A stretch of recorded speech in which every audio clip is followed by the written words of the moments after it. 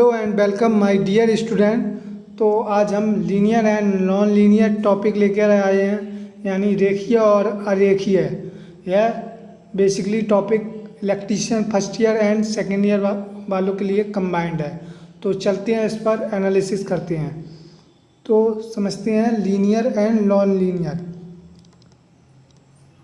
Linear and non linear Hindi में बोलते हैं रेखीय अरेखीय। रेखीय के अंतर्गत आता है आपका RLC, यानी रजिस्टेंस, इंडक्टर और कैपेसिटर। रजिस्टेंस का सिंबल ये होता है, इंडक्टर का सिंबल ये होता है और कैपेसिटर का सिंबल ये होता है।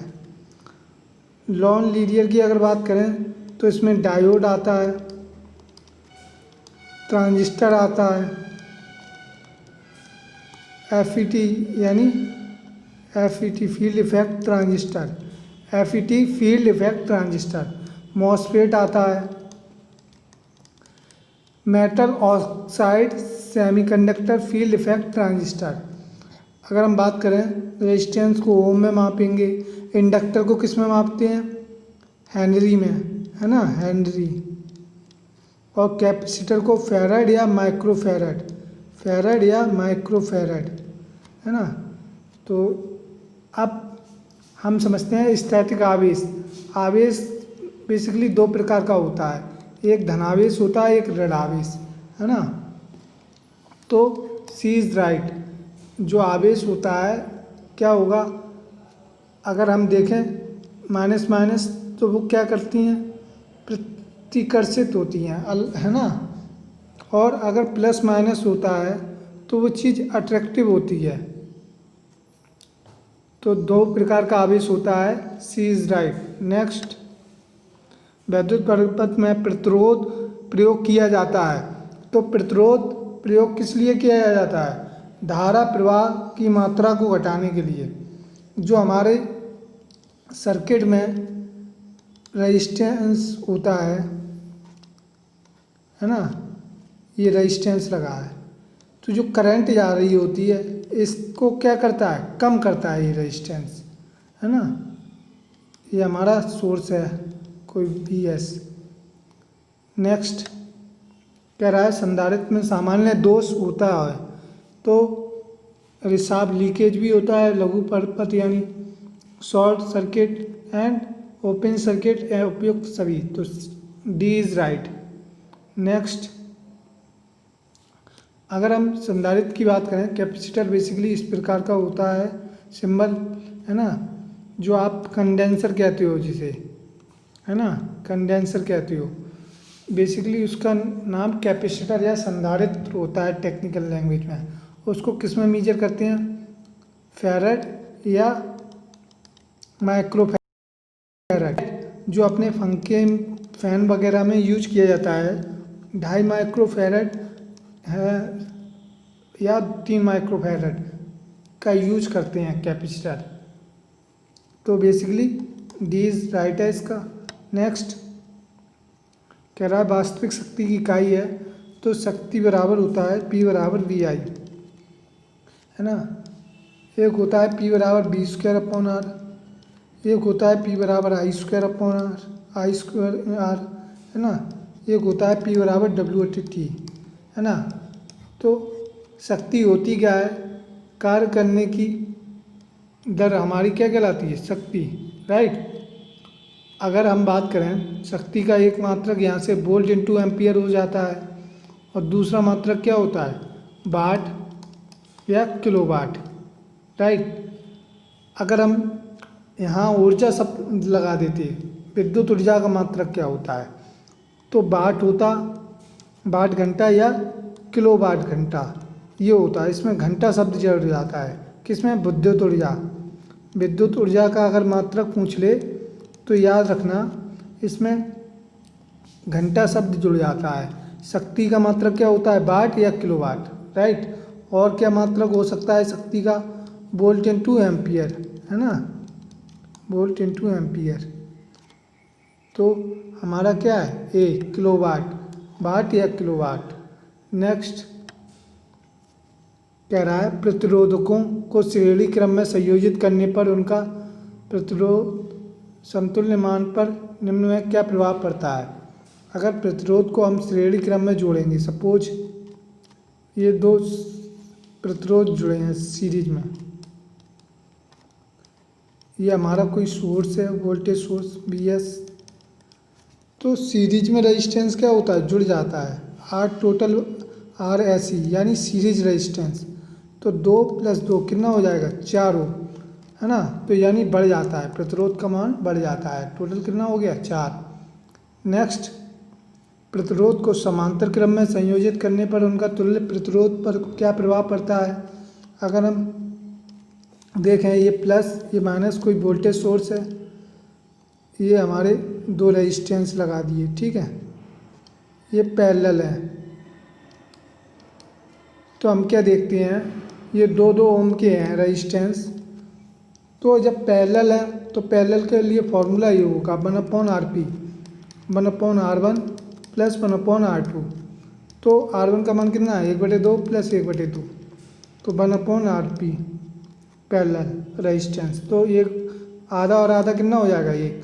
तो Rp को पलटेंगे तब भी कितना आएगा, 1 ओम। अर्थात हमारा रेजिस्टेंस पहले कितना था, 2-2 ओम था। अब टोटल निकालेंगे पैरेलल में तो कितना आ जाएगा, 1 ओम।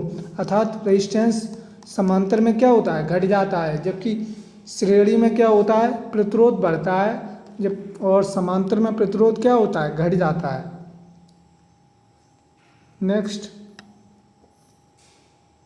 कह रहा है वायर बाउंड प्रतिरोध बनाने के लिए उपयुक्त मिश्र धातु है। तो इसमें नाइक्रोम का यूज किया जाता है। वायर बाउंड जो प्रतिरोध होता है उसमें नाइक्रोम धातु का यूज किया जाता है। नीचे चित्र में प्रतिरोध के किस नियम को प्रदर्शित किया गया है। अगर हम बात करें तो किसी चालक का प्रतिरोध उसकी लंबाई के समानुपाती होता है। कैसे होता है, R = ρL/A। तो लंबाई के कैसे है, समानुपाती है, राइट। क्षेत्रफल के प्रतिरोध कैसे है, व्युत्क्रमानुपाती है। तो क्या कह रहा है, लंबाई के अनुक्रमानुपाती होता है, ये सही है। कह रहा है किसी चालक के प्रतिरोध उसके अनुप्रस्थ काट के अनुक्रमानुपाती होता है, ये तो गलत है। किसी चालक का प्रतिरोध उसकी लंबाई के व्युत्क्रमानुपाती होता है, ये भी गलत है। और किसी चालक का प्रतिरोध उसकी लंबाई के क्षेत्रफल उसकी अनुप्रस्थ काट के क्षेत्रफल के व्युत्क्रमानुपाती होता है ना। तो इसमें ये हमारा सही है ना। और ये भी सही है अगर देखा जाए, चालक का प्रतिरोध उसकी अनुप्रस्थ काट के क्षेत्रफल के कैसे होता है, व्युत्क्रमानुपाती, है ना। तो इसमें 2 सही हैं दोनों। नेक्स्ट कह रहा है प्रेरक के चौक का कार्य होता है। जो आपकी ट्यूबलाइट होती है उसमें चौक का कार्य क्या होता है, उच्च वोल्टेज सर्ज करना, है ना, और विद्युत परिपथ की धारा को नियंत्रित करना, ये काम होता है, यानी डी इज राइट। वैद्युत कार्यों में संधारित्र का उपयोग किया जाता है। संधारित्र का यूज बेसिकली कैपेसिटर का यूज हम क्या करते हैं, पावर कैपेसिटर का यूज पावर फैक्टर को इम्प्रूव करने में किया जाता है। और कहाँ किया जाता है, जैसे हमारी मोटर वगैरह होती हैं तो उनका पावर फैक्टर इम्प्रूव होता है ना, तो कैपेसिटर का यूज करते हैं। और पावर फैक्टर बढ़ाने में, विद्युत मोटर को सेल्फ स्टार्ट करने में, रेक्टिफायर में, फिल्टर के रूप में उपयोग, तीनों सही हैं, है ना। नेक्स्ट कैपेसिटर को समांतर क्रम में संयोजित करने पर धारिता यानी कैपेसिटेंस पर क्या प्रभाव पड़ेगा। अभी हमने देखो रेजिस्टेंस के लिए फॉर्मूला ये होता है सीरीज के लिए, और पैरेलल के लिए रेजिस्टेंस का फॉर्मूला ये होता है। अगर हम सीरीज की बात करें, कैपेसिटी को अगर सीरीज में जोड़ते हैं तो फॉर्मूला हमारा क्या होगा, ये होगा। और कैपेसिटर को पैरेलल में जोड़ते हैं तो फॉर्मूला ये होगा C1 + C2, यानी अपोजिट हो जाता है ना। तो अपोजिट हो जाता है तो सीधी सी बात है, अब क्या कह रहा है, समांतर क्रम में जोड़ने पर, समांतर यानी पैरेलल, पैरेलल में जोड़ोगे तो धारिता का मान क्या होगा, बढ़ जाएगा। अगर श्रेणी में जोड़ोगे तो धारिता का मान घट जाएगा। नेक्स्ट, कैपेसिटर को श्रेणी क्रम में संयोजित करने पर, अभी हमने बताया कैपेसिटर को अगर सीरीज में जोड़ेंगे तो धारिता का मान क्या होगा, घट जाएगा। अगर कैपेसिटर को पैरेलल में जोड़ेंगे तो धारिता का मान क्या होगा, फॉर्मूले से बढ़ जाएगा। तो यहाँ सीरीज की बात कर रहा है, सीरीज की बात कर रहा है तो मान क्या होगा, घट जाएगा। धारिता यानी कैपेसिटी का मान घट जाएगा। तो बी इज राइट।